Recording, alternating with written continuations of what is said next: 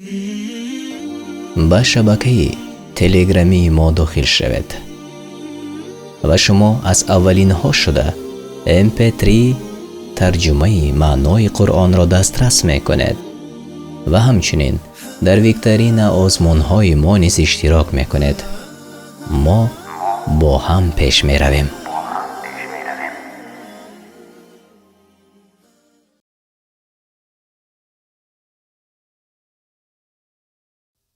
سوره نور یعنی روشنایی. این سوره از 64 آیت عبارت است و در مدینه نازل شده است. از قرآن کریم و ترجمه معنای آن در روش تفسیر میسر به زبان تاجیکی گرفته شده است. بسم الله الرحمن الرحیم. به نام الله بخشاینده مهربان. سورة أنزلناها وفرضناها وأنزلنا فيها آيات بينات لعلكم تذكرون. سوره است که آن را نازل کرده ایم و واجب ساخته ایم عمل کردن به احکام آن را و در آن آیات روشن فرستاده ایم.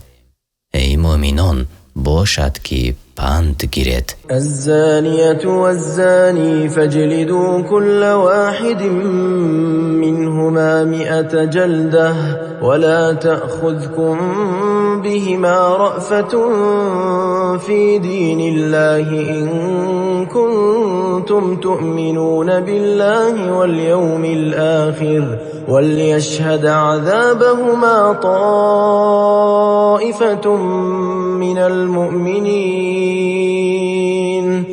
هر یکی از زن و مرد زناکار را 100 ضربه بزند و اگر به الله و روز قیامت ایمان دارد باید که در حکم الله نسبت به آن دو رحمدل نگردد و باید که به هنگام شکنجه کردنشان گروه از مؤمنان حاضر باشند تا هوشیار شوند و پند گیرند.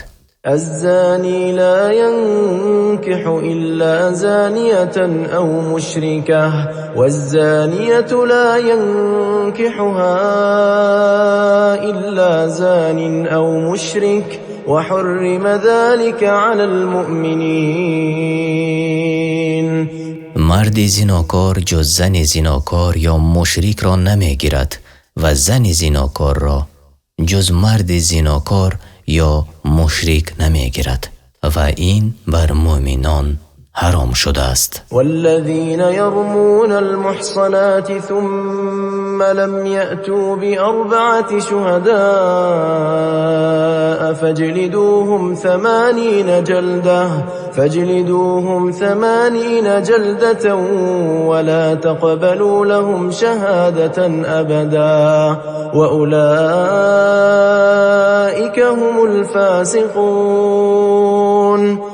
کسانی را که زنان پاک را به زنا متهم می کنند و 4 شاهد نمی آورند 80 دره بزنید و از آن پس هرگز شهادتشان را نپذیرید که مردم فاسقند. إلا الذين تابوا من بعد ذلك وأصلحوا فإن الله غفور رحيم.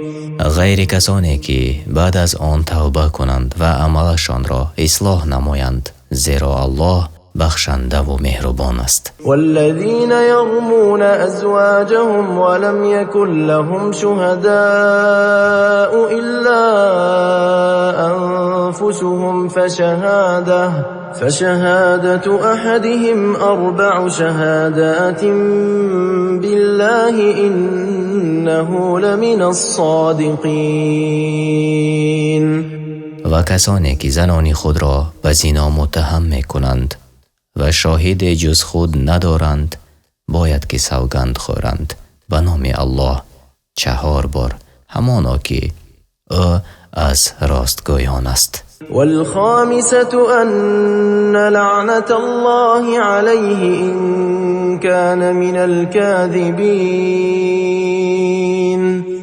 و بار پنجم بگوید که لعنت الله بر او باد اگر از دروغگویان باشد. ويدرأ عنها العذاب أن تشهد 4 شهادات بالله إنه لمن الكاذبين.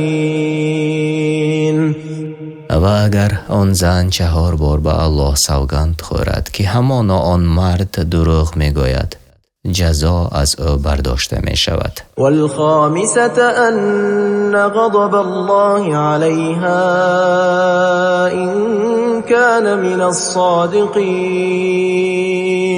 و بار پنجم بگوید که خشم الله بر او یعنی بر زن باد اگر مرد از راستگویان باشد. ولولا فضل الله عليكم ورحمته وأن الله تواب حكيم. چی می شد ای مؤمنان اگر فضل و رحمتی که الله بر شما ارزانی داشته است نمی بود، هر آینه نابود می شدید و هر آینه الله توبه پذیر و حکیم است. إن الذين جاءوا بالإفك عصبة منكم لا تحسبوه شرا لكم بل هو خير لكم لكل امرئ منهم ما اكتسب من الإثم والذي تولى كبره منهم له عذاب عظيم. کسانی که آن دروغ بزرگ را ساختند گروهی از شمایند، میپندارد که شما را در آن بدی بود بلکه خیر شما در آن بود.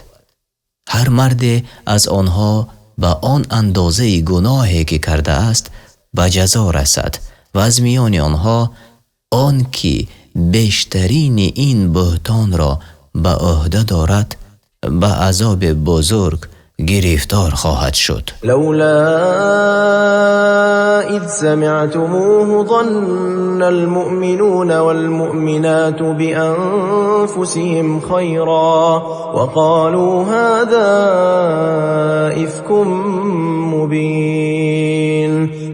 چرا هنگامی که آن بهتان را شنیدید مردان و زنان مؤمن به خود گمانی نیک نکردند و نگفتند که این تهمت آشکار است. لولا جاءوا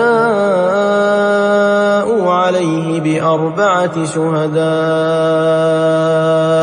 فإذ لم يأتوا بالشهداء فأولئك عند الله هم الكاذبون. چرا 4 شاهد بر دوای خود نیاوردند؟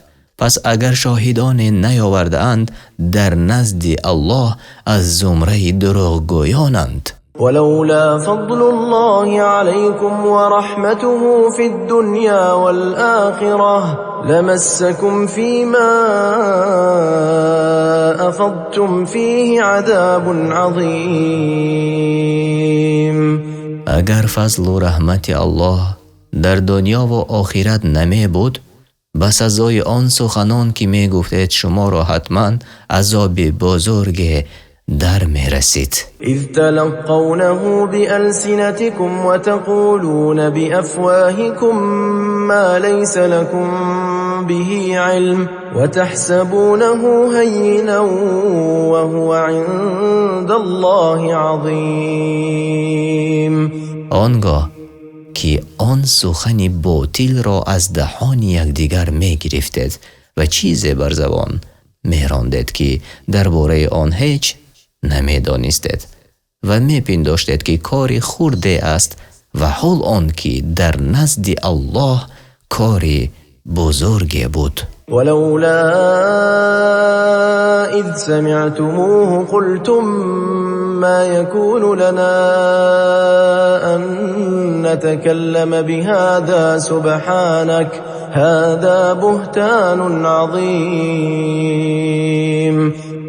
چرا آنگاه که این سخن را شنیدید نگفتید ما را نشاید که آن را بازگوییم؟ پروردگارا تو پاکی، این تهمت بزرگی است در حق همسر محمد صلی الله علیه و سلم. یعظکم الله ان تعودوا لمثله ابدا ان کنتم مؤمنین. الله تعالی شما را نهی می کند و پند می دهد که اگر از مؤمنان هستید باری دیگر گردی چنان کار مگردید. و یبین الله لكم الآیات والله علیم حکیم. و الله تعالی احکام آیات را برای شما بیان می کند و الله دانا است بر کردار شما و در تدبیر کار خلقش حکیم است. إن الذين يحبون أن تشيع الفاحشة في الذين آمنوا لهم عذاب أليم في الدنيا والآخرة والله يعلم وأنتم لا تعلمون. برای کسانی که دوست دارند درباره مؤمنان تهمت زنا پهن شود، هر آینه در دنیا جزای شرعی و در آخرت عذاب دردآور مهیاست. الله می‌داند حقیقت هر چیزی را که شما نمی‌دانید. ولولا فضل الله عليكم ورحمته وأن الله رؤوف رحيم. اگر فضل و رحمت الهی شامل حال شما نمی شد و اگر الله تعالی نسبت به شما مهر و محبت نمی داشت، بیان نمی کرد این احکام و موعظه ها را و تیزی می کرد در عذاب کردن آنهایی که امرهای او را مخالفت می کنند. يا أيها الذين آمنوا لا تتبعوا خطوات الشيطان ومن يتبع خطوات الشيطان فإنه يأمر بالفحشاء والمنكر ولولا فضل الله عليكم ورحمته ما زكى منكم من أحد أبدا ولكن الله يزكي من يشاء والله سمیع علیم. ای کسانی که ایمان آورده اید پای به جای پای شیطان مگذارید و هر کی پای به جای پای شیطان گذارد بداند که او به فحشا و منکر یعنی کارهای بد فرمان می دهد و اگر فضل و رحمتی که الله بر شما ارزانی داشته است نمی بود هیچ یک از شما از گناه پاک نمی شد. لیکن هر آینه الله هر کس را که بخواهد پاکیزه می سازد و الله شنوای و داناست. ولا يأتل أولو الفضل منكم والسعة أن يؤتوا أولي القربى والمساكين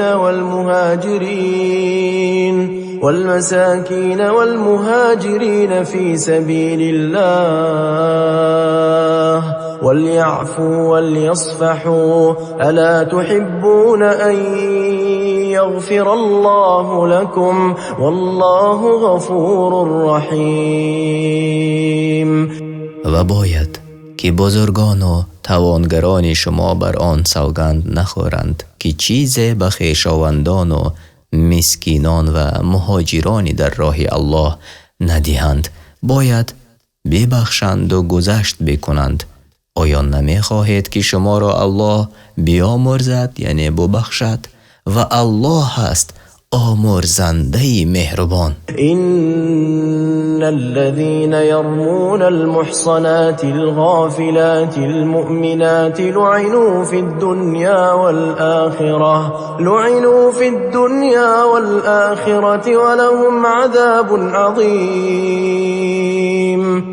هر آینه آنان که زنان پاک دامنی بیخبر مؤمن را تهمت زنا میزنند. در دنیا و آخرت لعنت شدند و برایشان عذاب بزرگ است. یوم تشهد علیهم ألسنتهم و ایدیهم و ارجلهم بما كانوا یعملون. روزی که زبانشان و دستهایشان و پایهایشان به زیانشان بر کارهایی که میکردند شهادت دهند. یومئذ یوفیهم الله دینهم الحق و یعلمون ان الله هو الحق المبین. آن روز که الله جزایشان را به پررگی بدهد و بدانند که هر آینه الله تعالی بر حق و آشکار است. الخبیثات للخبیثین والخبیثون للخبیثات والطیبات للطیبین والطیبون للطیبات اولئک مبرؤون مما یقولون لهم مغفرة و رزق کریم. زنان ناپاک برای مردان ناپاک و مردان ناپاک برای زنان ناپاک و زنان پاک برای مردان پاک و مردان پاک برای زنان پاک. آنها از آنچه درباره‌شان میگویند پاکند. آمرزش و رزق نیکو در جنت برای آنهاست. یا ایها الذین آمنوا لا تدخلوا بیوتا غیر بیوتکم حتى تستأنسوا وتسلموا على أهلها ذلكم خير لكم لعلكم تذكرون. ای کسانی که ایمان آورده اید، به خانه غیر از خانه خود به آن که اجازت طلبیده و بر ساکنانش سلام کرده باشد داخل نشوید. این برای شما بهتر است باشد که پند گیرید. فإن لم تجدوا فيها أحدا فلا تدخلوها حتى يؤذن لكم وإن قيل لكم ارجعوا فارجعوا هو أزكى لكم والله بما تعملون عليم. و اگر در خانه کسی را نیافتید داخل نشوید تا شما را رخصت دهند و اگر گویند باز گردید این برایتان پاکیزه تر است و الله به هر کاری که میکنید آگاه است. ليس عليكم جناح أن تدخلوا بيوتا غير مسكونة فيها متاع لكم والله يعلم ما تبدون وما تكتمون. بر شما گناهی نیست اگر به خانه هایی که مسکن کسی نیست و در آنجا منفعت باشد داخل شوید، یعنی به مانند خانه هایی که برای مسافران در راه ها ساخته شده است یا خانه های وقف.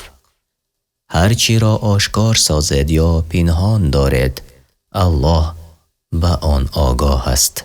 قل للمؤمنين يغضوا من أبصارهم ويحفظوا فروجهم ذلك أزكى لهم إن الله خبير بما يصنعون. بگو ای پیامبر به مردان مؤمن که چشمان خود بپوشند از نامحرمان و شرمگاه خود نگه دارند از زنا و لواطه، این برایشان پاکیزه تر است. هر آینه الله به کارهایی که میکنند آگاه است. وقل للمؤمنات يغضضن من أبصارهن ويحفظن فروجهن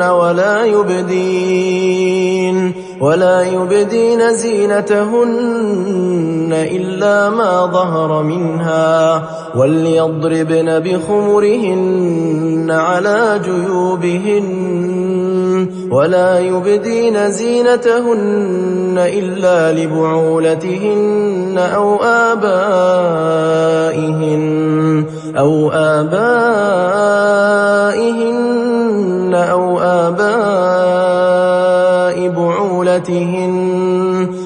آباء بعولتهن أو أبنائهن أو أبناء بعولتهن أو إخوانهن أو بني إخوانهن أو بني أخواتهن أو نسائهن أو ما ملكت أيمانهن أو التابعين غير أولي الإربة من الرجال أو الطفل الذين لم يظهروا على عورات النساء ولا يضربن بأرجلهن ليعلم ما يخفين من زينتهن وتوبوا إلى الله جميعا أيها المؤمنون لعلكم تفلحون.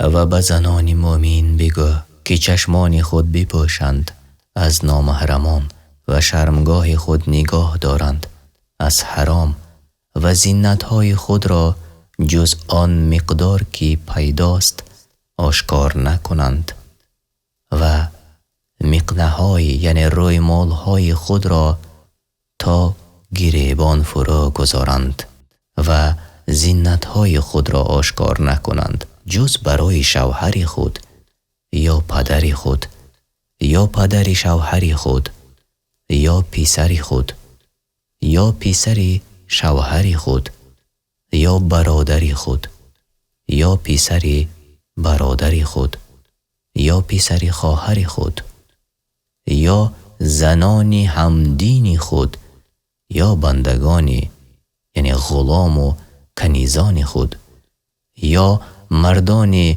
خدمتگزار خود که رغبت به زن ندارند یا کودکانی که از شرمگاه زنان بخبرند و نیز چنان پای بر زمین نزنند تا آن زینت که پنهان کرده اند دانسته شود.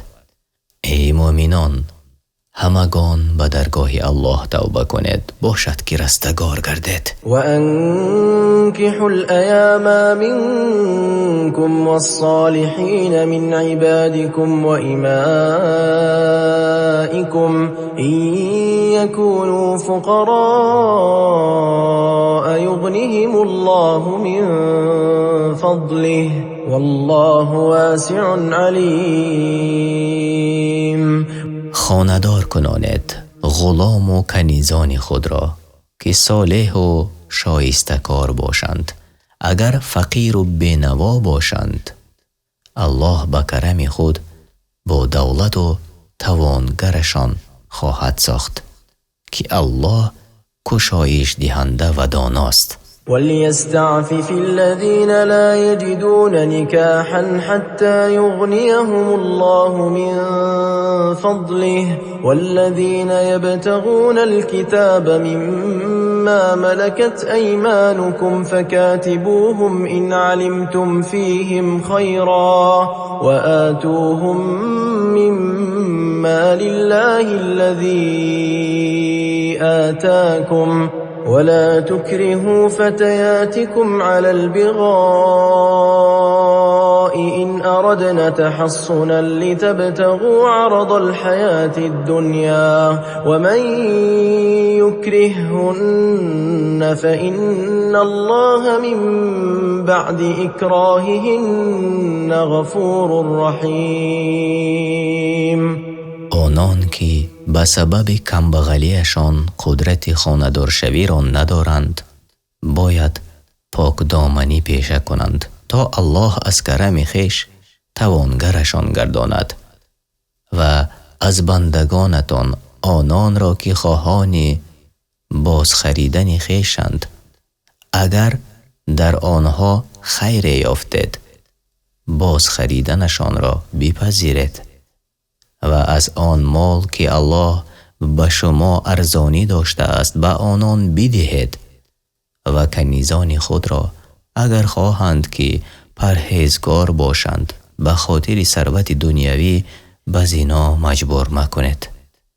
هر کس که آنان را به زنا مجبور کند الله برای آن کنیزان که به مجبوری به آن کار وادار گشته‌اند آمرزنده و مهربان است. ولقد أنزلنا إليكم آيات مبينات ومثلا من الذين خلوا من قبلكم وموعظة للمتقين.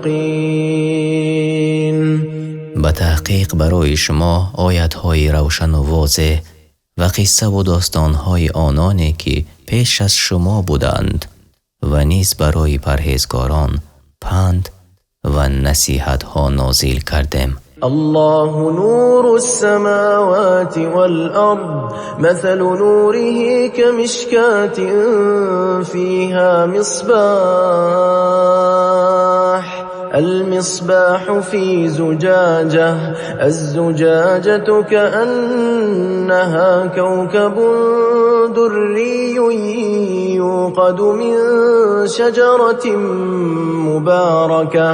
يوقد من شجرة مباركة زيتونة لا شرقية ولا غربية يكاد زيتها يضيء ولو لم تمسسه نار نور على نور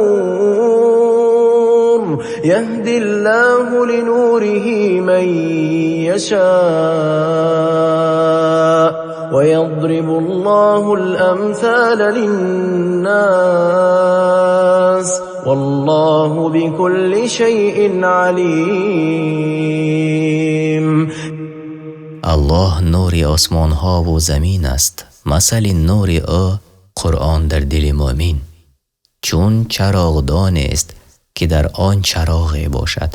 آن چراغ درون شیشه و آن شیشه چون ستاره درخشنده از روغن درختی پربرکت زیتون که نه شرقی است یعنی آفتاب به آن در آخر روز برسد و نه غربی است یعنی آفتاب به آن در اول روز میرسد بلکه در میانه زمین است. روغنش از شفافیش روشنی بخشد هرچند آتش به آن نرسیده باشد.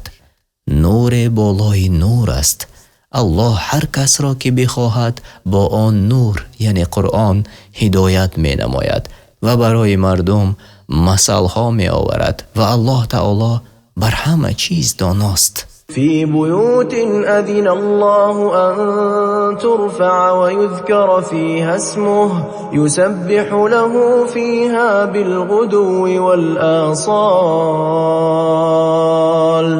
آن نور فروزان است در مسجدهایی که الله رخصت داد ارجمندش دارند و نامش در آنجا با نماز و تلاوت قرآن تسبیح و تهلیل یاد شود و او را هر بامداد و شبانگاه تسبیح گویند. رجال لا تلهيهم تجارة ولا بيع عن ذكر الله وإقام الصلاة وإيتاء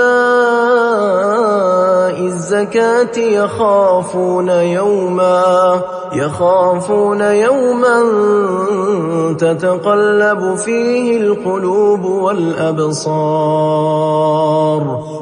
مردانی که هیچ تجارت و خرید و فروش از یاد الله و نماز گزاریدن و زکات دادن بازشان ندارد از روز قیامت که دلها و دیدگان از ترس دیگرگون می شوند می ترسند. لیجزیهم الله احسن ما عملوا و یزیدهم من فضله والله یرزق من یشاء بغیر حساب. تا الله به نیکوتر از آنچه کرده‌اند جزایشان دهد و از بزرگی خود بر آن بیفزاید و الله هر کی را خواهد به حساب رزق دهد. والذين كفروا أعمالهم كسراب بقيعة يحسبه الظمآن ماء حتى إذا جاءه لم يجده شيئا ووجد الله عنده فوفاه حسابه والله سریع الحساب. اعمال کافران چون سراب است در بیابان، شخصی تشنه آبش پندارد و چون به آن نزدیک شود هیچ آب نیابد و الله را نزد خود یابد، پس جزای او را به پرگی بدهد و الله زود حساب گیرنده است. أو كظلمات في بحر اللجي يغشاه موج من فوقه موج من فوقه سحاب ظلمات بعضها فوق بعض إذا أخرج يده لم يكد يراها ومن لم يجعل الله له نورا فما له من نور. یا که عمل کافران به مانند تاریکی های است در دریای چقور که می پوشد. این کافر را موج و بر بالای آن موج دیگر است و بر بالای آن موج ابر خیره است. تاریکی های بر بالای یکدیگر آن طور که اگر دست خود بیرون آرد آن را نتواند دید و هر کی را الله نور از قرآن و سنت نداد که به آن راه یابد پس او را هیچ نور نیست. ألم تر أن الله يسبح له من في السماوات والأرض والطير صافات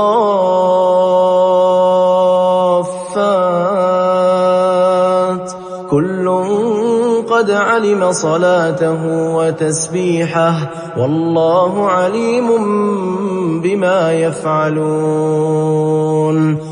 آیا ندیده ای که هرچی در آسمان ها و زمین است و نیز مرغانی که بال کشاده در پروازند تسبیحگوی الله هستند؟ همه مخلوقات را الله تعالی دانانده است چگونه او را نماز و تسبیح گویند و الله به هر کاری که میکنند آگاه است. ولله ملك السماوات والأرض وإلى الله المصير.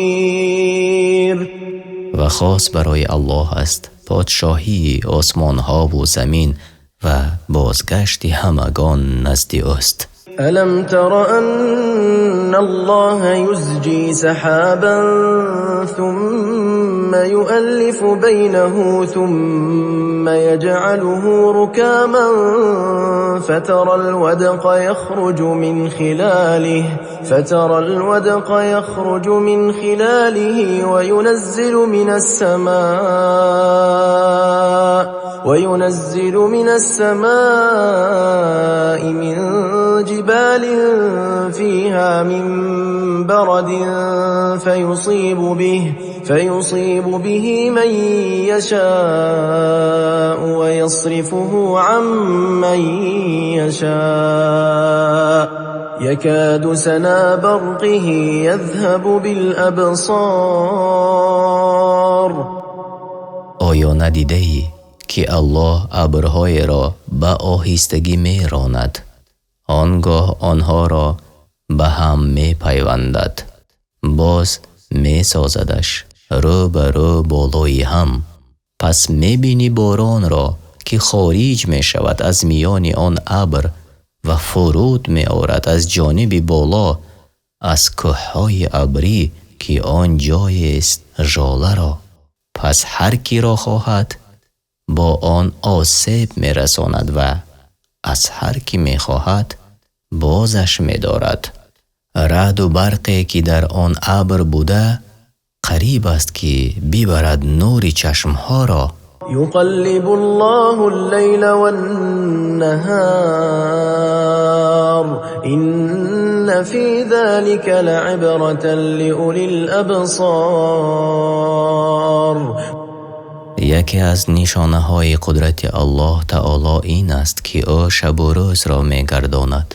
بیگمان خیرتمندان را در این عبرت است. والله خلق كل دابة من ماء فمنهم من يمشي على بطنه ومنهم من يمشي على رجلين ومنهم ومنهم من يمشي على أربع يخلق الله ما يشاء إن الله على كل شيء قدير. و الله هر جانوری را از آب بیافرید. بعضی از آنها بر شکم می روند یعنی مار و بعضی بر دو پا می روند یعنی انسان و بعضی بر چهار پا می روند یعنی چهار پایان. الله هر چی بخواهد می آفریند. هر آینه الله بر هر کار تواناست. لقد انزلنا آیات مبینات والله يهدي من يشاء إلى صراط مستقیم. با تحقیق در قرآن آیت‌های روشن و واضح نازل کرده ایم و الله هر کس را که بخواهد به راه راست یعنی اسلام هدایت میکند. و یقولون آمنا بالله و بالرسول و اطعنا ثم يتولى فريق منهم من بعد ذلك وما اولئك بالمؤمنین. و منافقان میگویند به الله و پیامبرش ایمان آورده ایم و اطاعت میکنیم، پس از آن گروه از آنان باز میگردند و حکم پیامبر را قبول نمیکنند و اینها ایمان نیاوردند. و اذا دعوا الى الله و رسوله لیحکم بینهم اذا فریق منهم معرضون. چون آنها را در خصومت‌هایشان به سوی الله و پیامبرش دعوت کنند تا میانشان حکم کند، بینی که گروه روی میگردانند. و این یکن لهم الحق یأتوا الیه مذعنین. و اگر حق به طرف آنها باشد در حال می آیند پیش پیامبر صلی الله علیه و سلم گردن نهاده. افی قلوبهم مرض ام ارتابوا ام یخافون ان یحیف الله علیهم و رسوله بل اولئک هم الظالمون. آیا در دلهایشان بیماری است یعنی بیماری نفاق؟ یا در شک هستند از پیامبری بر حق بودن محمد صلی الله علیه و سلم، یا بیمی آن دارند که الله و پیامبرش بر آنها ستم کنند؟ نه، بلکه آنان خود ظالمانند. انما كان قول المؤمنین اذا دعوا إلى الله ورسوله ليحكم بينهم أن يقولوا سمعنا وأطعنا وأولئك هم المفلحون. چون مؤمنانی حقیقی را در خصومت‌هایشان به سوی کتاب الله و پیامبرش دعوت کنند تا میانشان حکم کند. این که میگویند شنیده ایم و اطاعت کردیم، اینها نجات یافتگانند و از اهل جنتند. ومن يطع الله ورسوله ويخشى الله ويتقه فأولئك هم الفائزون. و کسانی که فرمانبرداری الله و پیامبرش میکنند، در امر و نهی و از الله میترسند و حذر میکنند از عذاب الله، پس اینها کامیابند به نعمتهای جنت. وأقسموا بالله جهد أيمانهم لئن أمرتهم ليخرجن قل لا تقسموا طاعة معروفة إن الله خبير بما تعملون. و منافقان به الله قسم خورند، قسمهای سخت، که اگر به آنها فرمان دهی ای پیامبر برآمدنی به جهاد را، البته همراه تو به جهاد روند، بگو قسم دروغ مخورید. طاعت شما معلوم است که فقط با زبان است. الله به کارهایی که میکنید هر آینه کاملا آگاه است. قل أطيعوا الله وأطيعوا الرسول فإن تولوا فإنما عليه ما حمل وعليكم ما حملتم وإن تطيعوه تهتدوا وما على الرسول إلا البلاغ المبين. بگو ای پیامبر به مردم، الله را اطاعت کنید و پیامبر را اطاعت کنید. پس اگر روی گردانیدید، هر آینه بر پیامبر انجام آن چیز واجب است که بر دوش وی نهاده شده است، یعنی تبلیغ رسالت، و بر شما هم انجام چیز واجب است که بر دوش شما نهاده شده است، یعنی اطاعت صادقانه و عبادت مخلصانه. و اگر با او اطاعت کنید هدایت یابید، و بر پیامبر جز رسانیدن پیغام پروردگارش چیزی دیگر نیست. وعد الله الذين آمنوا منكم وعملوا الصالحات ليستخلفنهم في الأرض كما استخلف الذين من قبلهم وليمكنن لهم دينهم الذي ارتضى لهم وليبدلنهم من بعد خوفهم أمنا يعبدونني لا يشركون بي شيئا ومن كفر بعد ذلك فأولئك هم الفاسقون. الله با کسانی از شما که ایمان آوردند و کارهای شایسته کردند وعده داد که البته در روی زمین خلیفه اشان سازد، چون مردمی را که پیش از آنها بودند خلیفه اشان ساخت و دینشان را که خود برایشان پسندیده است که اسلام است استوار سازد و وحشتشان را به ایمنی بدل کند. هر وقتی که مرا می پرستند و هیچ چیزی را با من شریک نمی کنند و آنها که بعد از این ناشکری ورزیدند، پس آنان فاسقانند، یعنی خارج از طاعت اللهند. وأقيموا الصلاة وآتوا الزكاة وأطيعوا الرسول لعلكم ترحمون.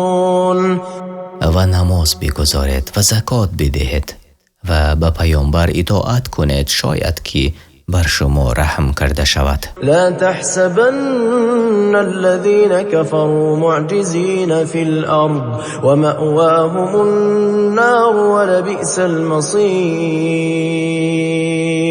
هرگز مپندار که کافران میتوانند در این سرزمین به جای بگریزند از عذاب الله.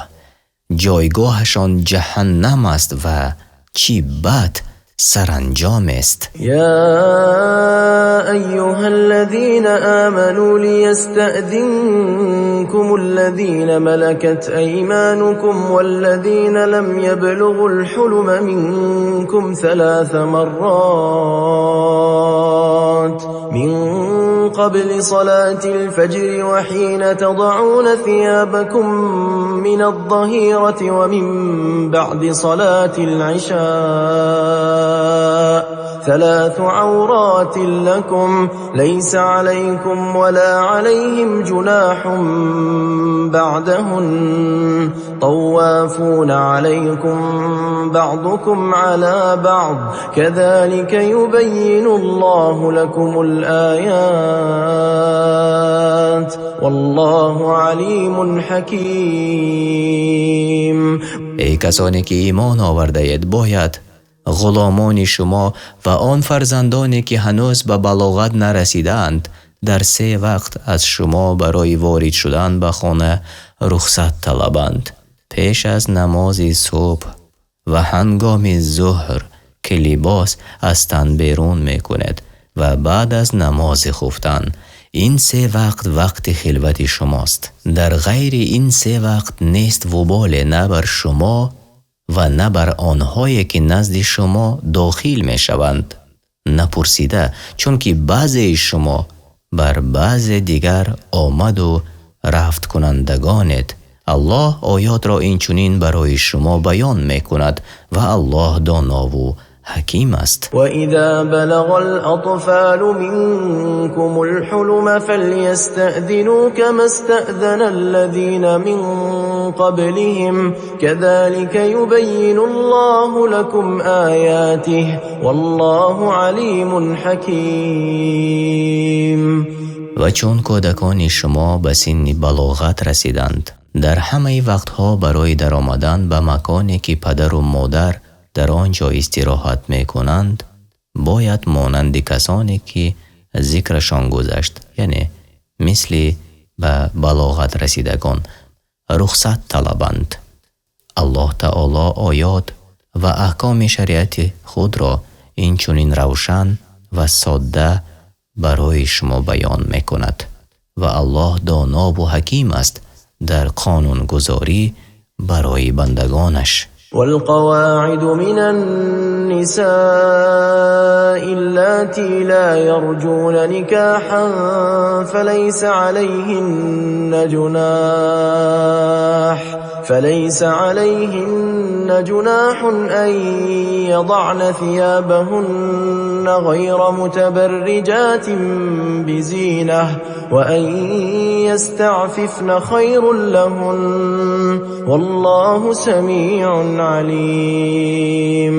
زنان کلانسال که دیگر امید نکاح ندارند به سبب کلانسالی و به شهوتی گناه نیست بر اینها این که فرو نهند روی مال و روکشک خود را ولی ظاهر نکنند موضع آرایش خود را و اگر پرهیزکاری کنند یعنی به نگرفتن روی مال و روکشک از سر خود این برایشان بهتر است و الله تعالی شنوا و داناست. ليس على الأعمى حرج ولا على الأعرج حرج ولا على المريض حرج ولا على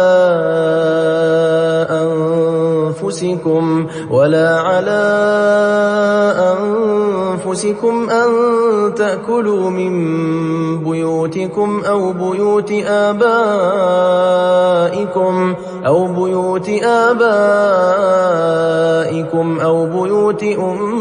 أمهاتكم أو بيوت إخوانكم أو بيوت أخواتكم أو بيوت أعمامكم أو بيوت عماتكم أو بيوت أخوالكم أو بيوت خالاتكم أو ما ملكتم مفاتحه أو صديقكم ليس عليكم جناح أن تأكلوا جميعا أو أشتاتا فإذا دخلتم بيوتا فسلموا على أنفسكم تحية من عند الله مباركة طيبة كذلك يبين الله لكم الآيات لعلكم تعقلون. بر نابینا خرج یعنی گناه نیست و بر لنگ گناه نیست و بر بیمار گناه نیست برای نرفتن به جهاد و بر شما گناه نیست اگر از خانه خود یا خانه پدرتان یا خانه مادرتان یا خانه برادرتان یا خانه خواهرتان یا خانه عمکتان یا خانه عمه‌تان یا خانه تقایتان یا خانه خالتان یا خانه که کلیدهای آن نزد شماست یعنی نگهبان و وکیل آن خانه شماید یا خانه دوستتان چیز بخورید و گناه مرتکب نشودید اگر با هم بخورید یا جدا جدا و چون به خانه داخل شوید بر یکدیگر سلام کنید با لفظ السلام علیکم و رحمت الله و برکاته.